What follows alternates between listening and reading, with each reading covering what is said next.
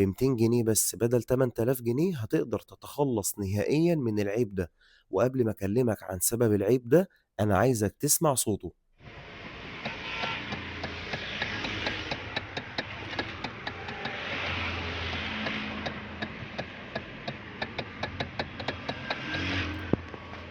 بالضبط.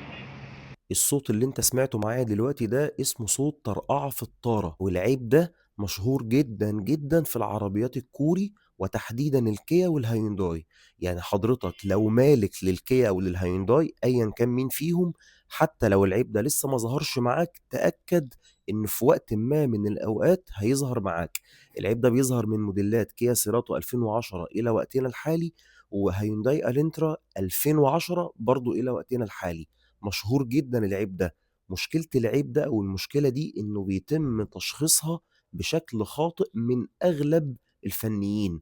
يعني أغلب الفنيين تلاقيه أول ما يسمع الصوت ده يقول لك أنت عندك مشكلة في القطمة، فيفك القطمة ويجيب قطمة تانية، أو عندك مشكلة في الصليبة فيخرّج الصليبة ويجيب صليبة تانية، أو مشكلة في الإسكاترا فتلاقيه بيخرّج الإسكاترا وبيشتري إسكاترا تانية.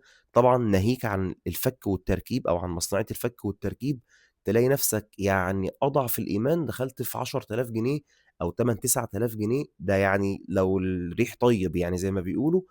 العيب كله في النجمة بتاعة الطارة أو نجمة القطمة اللي ظاهرة قدّام حضرتك دي، هي دي اللي بتعمل المشكلة لمّا بتتآكل بعد ما بتفتح القطمة. يعني أنت خرّجت خلاص القطمة بالمنظر ده، فبتيجي تبُص على النجمة دي من جوّه تلاقي النجمة دي متآكلة، فالتآكل ده هو اللي بيسبب معاك صوت الطرقعة.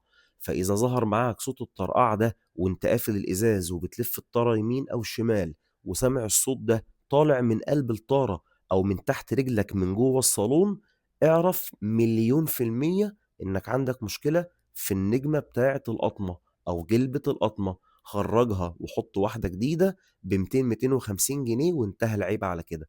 وأتمنى ما أكونش طوّلت عليك. سلام عليكم.